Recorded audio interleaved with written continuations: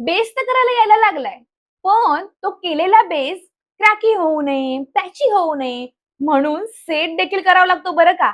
आणि आज आपण तेच शिकणार आहोत. व्यवस्थित आपला बेस आपण छान शिकून झालेला आहे. म्हणजे काय, प्रायमर कसं लावायचं असतं, त्यानंतर आपण कलर करेक्टर कसं करायचं असतं, त्यानंतर कन्सिलर कसं करायचं असतं आणि त्याच्या आधी एक व्हिडिओ गेला होता की फाउंडेशन कसं लावायचं. आता तुम्हाला प्रायमर लावायचं, नंतर कलर करेक्टर करायचं आणि नंतर कन्सिलर लावायचं आणि नंतर मग प्रायमर आपलं फाउंडेशन लावायचं. हे सगळं केल्यावरती तुमचा बेस छान तयार होतो. आता हा तयार झालेला बेस आपल्याला सेट देखील करायचा असतो. जर हा सेट नाही ना केला तर आपला बेस क्रॅकी होणार, पॅची होणार. असं अक्षरशः ती जमीन असते ना जिला पाणीच भेटत नाहीये आणि ती खडबडीत होते किंवा असे भेगा पडतात, तशा भेगा अक्षरशः तुमच्या चेहऱ्यावर पडणार.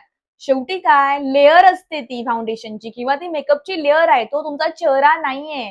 त्यामुळे तसं होणारच होणार. आणि जर ड्राय स्किन असेल ना तर मात्र तुमची जी अवस्था असेल ती एकदम खूप बेकार.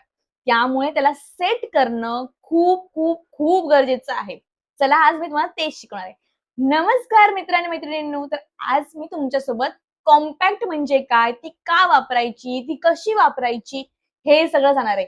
आता तुम्ही म्हणाल कॉम्पॅक्टच का, लूज पावडर का नको, दोन्ही शिकवते. लूज पावडर, कॉम्पॅक्ट, पॅनकेक सगळं. सगळ्यात आधी आपण ना कॉम्पॅक्ट बघूया, कारण ती जास्त वापरली जाते. कोणीही उठतंय सुटतंय आणि कॉम्पॅक्ट लावायला जातंय. म्हणजे तुम्हाला समजतच नाहीये कुठे कॉम्पॅक्ट लावायची असते, कुठे लूज पावडर लावायची असते, कुठे पॅनकेक लावायचं असते, कुठे ट्रान्सल्युशंट पावडर लावायची असते. आपल्याला काही माहित नाहीये. आपण घेतोय, लावतोय, थोपतोय, जातोय आणि मग आपला मेकअप पिघळतोय, मग ऑइलीनेस येतोय चेहऱ्यावरती, तो ऑइल कंट्रोल होत नाहीये किंवा अजून क्रॅकी होतोय. खूप काय काय होऊन बसतं. त्यापेक्षा पहिलं समजून तर घ्या कुठे काय लावायचं असतं ते, मग लावायला सुटा ना. डायरेक्ट घेतलंय, लावलंय, चाललंय असं नाही. तुम्हाला व्यवस्थित समजून घेतलं पाहिजे आणि व्यवस्थित सगळं केलं पाहिजे आणि त्यानंतरच लावलं पाहिजे. तरच तुमचा मेकअप एकदम परफेक्ट येतो. लाईक मुवा सारखा. सगळ्यात जास्त वापरली जाणारी आपली जी आहे ती म्हणजे आपली कॉम्पॅक्ट. आपण कॉम्पॅक्ट पहिलं शिकूया आणि नंतर मग लूज पावडरकडे जाऊया. नंतर मग आपण पॅनकेक आणि नंतर ट्रान्सल्युशंट पावडर बघूया. तुमचा कुठलाही स्किन टाईप असो, तुम्ही कॉम्पॅक्ट बिनधास्त वापरू शकता.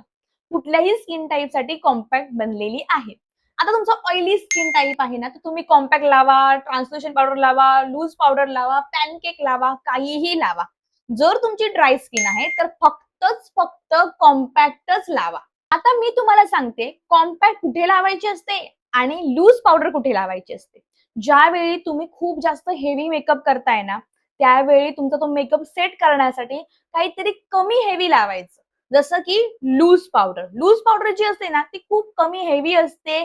सोबतच त्याच्यामध्ये ना ती दाट नसते किंवा तुम्ही म्हणू शकता ती खूप विरळ विरळ असते. फक्त नॉर्मली सेट करून जाते. खूप जास्त थरावर थर ती तुम्हाला देत नाही. पण कॉम्पॅक्ट जी आहे ती हेवी असते आणि ती थरावर थर देते. जास्त ती असं म्हणू शकता घट्ट असते आणि ती तुम्हाला पॅचीनेस देऊ शकते. जर तुम्ही खूप जास्त हेवी मेकअपवर कॉम्पॅक्ट लावलाय तर कॉम्पॅक्ट तुमचा मेकअप फुटून जातो, पॅचीनेस येतो, खडबडीतपणा येतो.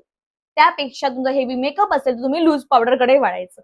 आणि जर तुमचा सिंपल मेकअप असेल, कॉलेजला जायला करताय, ऑफिससाठी करताय, रेग्युलर साठी करताय, सिंपल मेकअप आहे, नॉर्मल फाउंडेशन वगैरे लावलंय, तर तुम्ही कॉम्पॅक्ट कडे वळा. पण कलर करेक्टर लावलंय, कन्सील केलंय, तर तुम्ही लूज पावडर कडेच वळायचं. तर आता तुम्हाला मी सांगते. काही लोक तुम्ही असं म्हणाल, की आम्ही नुसती कॉम्पॅक्ट लावून बाहेर पडतो. सनस्क्रीन लावतोय, नुसती कॉम्पॅक्ट लावतो, बाहेर पडतो. मी पण आहे त्यातली. असं करू शकता.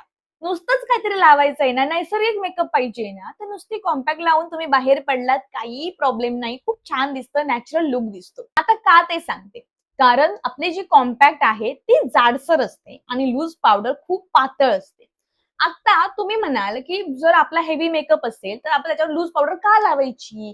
तर आपली लूज पावडर जी आहे ती ऑइलीनेस कंट्रोल करते. ऑइली स्किनवाले आहात ना, तर तुमच्यासाठी बेस्ट काय असेल ना, तर ते लूज पावडर. आणि आपली जी कॉम्पॅक्ट आहे ती का नाही लावायची? तर ती ऑइलीनेस कंट्रोल करत नाही. दुसरी गोष्ट म्हणजे खूप जाडसर असल्यामुळे अजून एक जाड थर त्याच्यावरती येतो आणि आपला मेकअप थोडासा खराब दिसतो. आता समजलंय की नाही, की लूज पावडर आणि कॉम्पॅक्ट कोणी कोणी लावायची असते? आता म्हणा, की माझी तर बाबा कॉम्बिनेशन स्किन आहे, माझी तर नॉर्मल स्किन आहे, मी काय लावू? सेन्सिटिव्ह आहे. कॉम्पॅक्ट सगळ्यांनी लावायची असते. फक्त ड्राय स्किन असेल ना तर लूज पावडर कडे वळू शकता. ड्राय स्किन आणि फक्त लूज पावडर वापरायची. बाकीच्यांनी सगळं वापरलं तरीही चालतं. ओके. आता तुम्हाला समजलंय की नाही की कॉम्पॅक्ट कशी लावायची असते किंवा कोणी लावायची असते. आता लावायची कशी? इथे मी ना छान असं फाउंडेशन लावून घेतलंय, सगळं लावून घेतलेलं आहे, कलर करेक्टर सगळं झालंय. आता मला करायचं आहे कॉम्पॅक्ट लावायची. कशी लावायची दाखवते.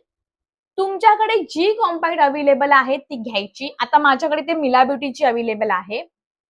ही बघा अशा प्रकारे आणि ही अशी येते. घ्यायची.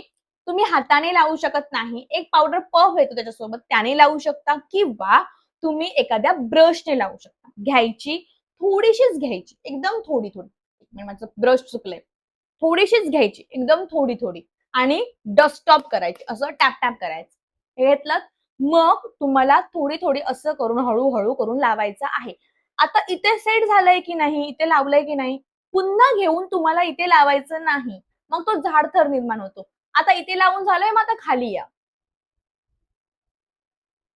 आणि असं करून तुम्ही पूर्ण चेहरा तुमचा लावू शकता. ऑइली स्किन असेल ना, तर तुम्ही मॅट फिनिशिंग कॉम्पॅक्ट पावडर किंवा ऑइल कंट्रोल कॉम्पॅक्ट पावडर ह्याकडे वळू शकता. आता तसं बघायला गेलं तर ही पण मिला ब्युटीची जी आहे ती पण मॅट फिनिशिंग आहे. सोबत सगळ्यात बेस्ट एक कॉम्पॅक्ट येते ती म्हणजे आपली मेबेलिनची मॅटिफाईंग कॉम्पॅक्ट पावडर. खूप भारी आहे, खूप भारी. अक्षरशः तिच्या प्रेमात पडाल तुम्ही. एकदा वापरून बघा.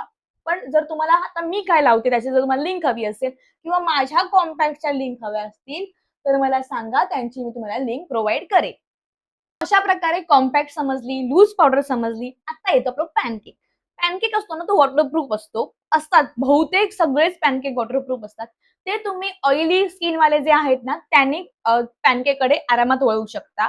दुसरी गोष्ट ट्रान्सल्युशन पावडर का वापरतात? तर डोळ्याखाली जो आपण जे कन्सिलर लावतो त्याला सेट करण्यासाठी आपण ट्रान्सल्युशन पावडर वापरतो. त्यामुळे ट्रान्सल्युशन पावडर कोणीही वापरू शकतं. जर तुम्हाला कन्सिलर सेट करायचा आहे, तुमचा कलर करेक्टर सेट करायचा आहे, तर तुम्ही ट्रान्सल्युशन पावडर वापरू शकता. थोडा वेळ ठेवायची आणि नंतर मग डस्ट ऑफ करून टाकायची. तिचा एक आपण ना प्रॉपर एक व्हिडिओ घेऊन येऊ कशी वापरायची वगैरे, त्यावेळी तुम्हाला ते समजेल.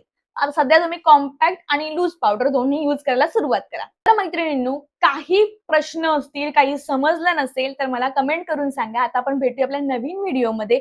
तोपर्यंत जर अजूनही सबस्क्राईब केलेलं नसेल तर सबस्क्राईब करून जा आणि बेल आयकॉन दाबून जा म्हणजे तुम्हाला समजेल मी कुठल्या वेळेमध्ये व्हिडिओ अपलोड करते. आता भेटूया उद्या. Bye bye. Love you all.